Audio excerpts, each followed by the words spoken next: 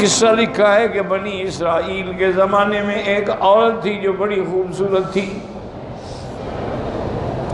4 اس بنی اسرائیل کے قوم کے سرداروں نے کوشش کی اس کو ورغلانے کی، لیکن وہ کسی کے ہاتھ نہ آئی. اب انہوں نے اتفاق کیا کہ اس کو بدنام کریں ہم، یہ ہماری بات ہی نہیں مان رہی. انہوں نے آگے گواہی دی کہ یہ عورت جو ہے نا، اس نے ایک کتا رکھا ہوا ہے اور اس کو پالا ہوا ہے، اس کو سکھایا ہوا ہے، اور یہ اس سے نعوذ باللہ برائی کراتی ہے. اس زمانے میں تو یہ یعنی بڑی اچھمبے والی بات ہوگی نا. اب اس دور میں جس میں ہم گزر رہے ہیں پورے یورپ میں اور سب عورتوں نے نعوذ باللہ کتے رکھے ہوئے ہیں. اب تو مسلمانوں نے بھی ماشاءاللہ ترقی کر لی ہے، انہوں نے بھی کتے رکھے ہوئے ہیں. اِنَّ لِلَّهِ وَإِنَّا إِلَيْهِ رَاجِعُونَ وَلَا نَقُولُ إِلَّا لَا حَوْلَ وَلَا قُوَّةَ إِلَّا بِاللَّهِ الْعَلِيِّ الْعَظِيمِ. جب حضرت اپنا داؤد علیہ السلام کے پاس 4 معزز آدمیوں نے آ کے گواہی دی تو آپ نے حکم دیا کہ اس کو رجم کر دیا جائے، مار دیا جائے.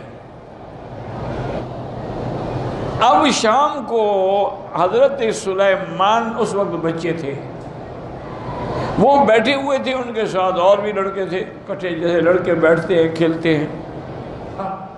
انہوں نے اسی قصے کا ایک ڈرامہ بنایا کہ ان 4 لڑکوں میں ایک تو 4 جو تھے نا وہ سردار بن گئے، اور ایک جو ہے اس نے عورت کا روپ اختیار کیا، وہ عورت بن گئی. ان 4 نے حضرت سلیمان کی عدالت میں گواہی دی. بچے تھے، یہ اپنا ویسے ڈرامہ کر رہے تھے. گواہی دی کہ اس عورت نے کتے کے ساتھ بدفعلی کی. فقال سلیمان فرقوا بینہم. آپ نے فرمایا اچھا ایسا کرو بھئی تم 4 نے گواہی دی ہے نا، اب سب تم الگ الگ ہو جاؤ، پھر ایک ایک گواہ کو آنا چاہیے میرے پاس. 4 اکٹھے کھڑے ہو کے گواہی نہ دیں. انہوں نے کہا ٹھیک ہے.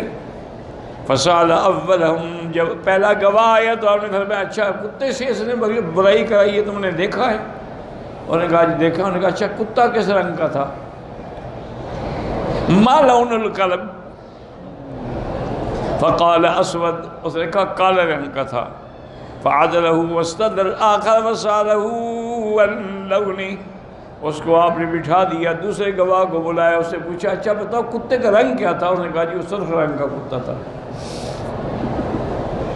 وقال الاخر اخبش. اس نے کہا جی ویسے جیسے میل کا رنگ ہوتا ہے ایسے رنگ کا تھا.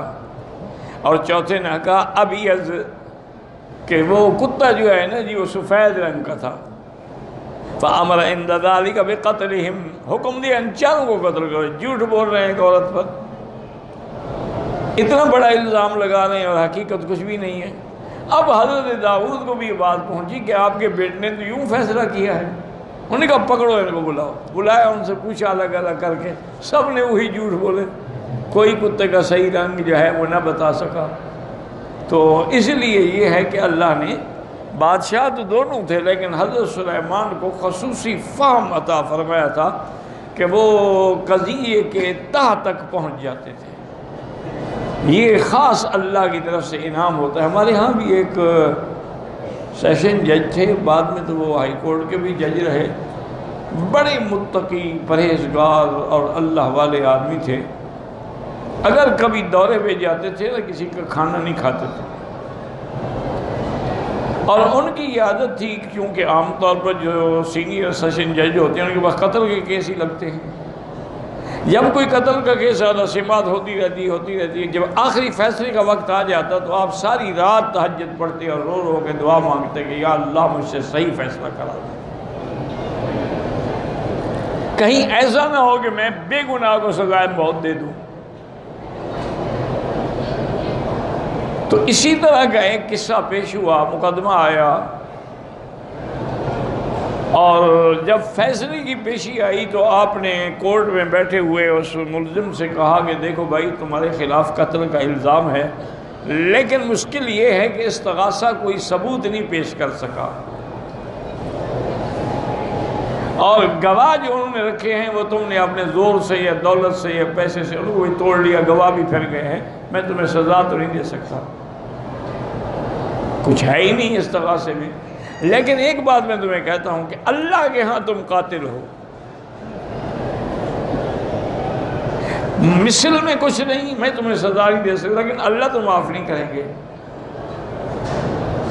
میرا مشورہ یہ ہے کہ تم مقتول کے ورثاء کو دیت ادا کرو، توبہ کرو، 2 مہینے کے روزے رکھو تاکہ جہنم کے عذاب سے بچ جاؤ۔ اور نے کہا جج صاحب آپ جج ہیں کہ مولوی ہیں، مجھے تقریر شروع کر دی آپ نے، آپ فیصلہ کریں جو فیصلہ۔ اس کو پتہ تھا کہ فیصلہ میرے خلاف ہو ہی نہیں سکتا، بری ہو گیا۔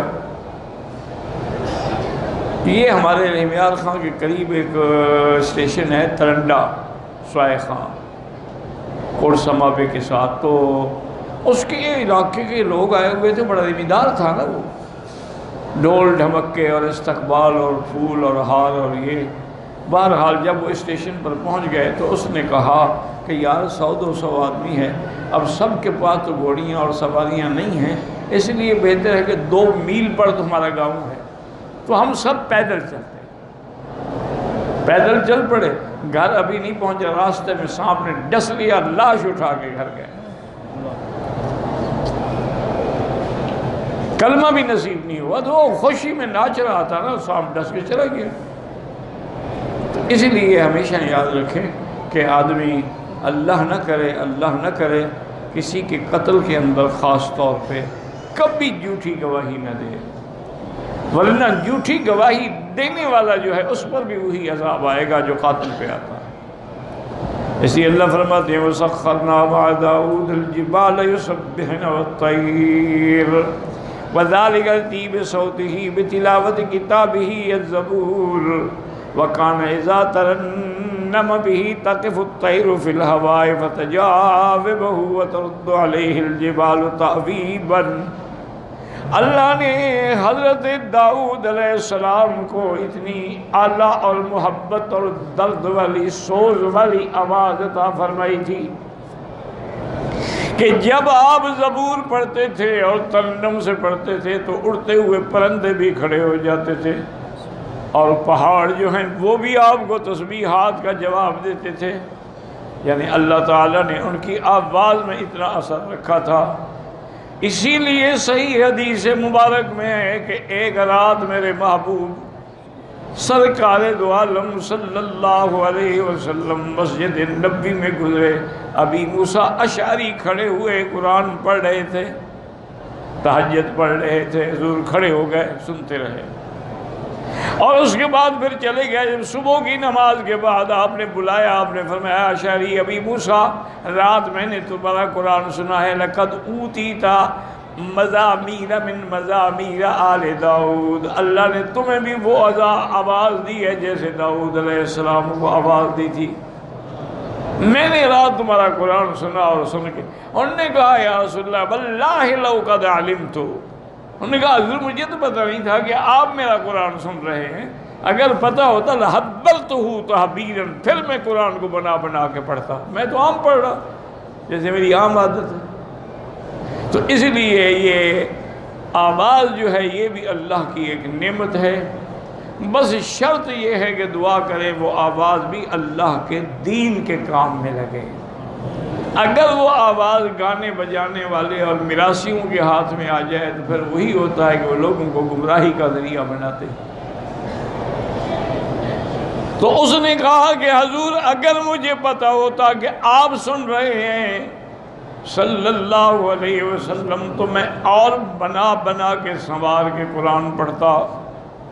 اب اللہ فرماتے ہیں کہ ہم علمناہ صنعۃ لبوس لکم لتحصنکم من باسکم، ہم نے حضرت داؤد علیہ السلام کو زرہ بنانے کا علم بھی عطا فرمایا تھا۔ یہ زرہ پہنتے ہیں جو تلوار سے اور نیزے سے بچاتی ہے، آج کل بھی وہ ہوتی ہے نا بلٹ پروف جیکٹ پہنتے ہیں، اس زمانے میں زرہ ہوتی تھی کیونکہ لڑائی تلوار اور نیزے سے ہوتی تھی۔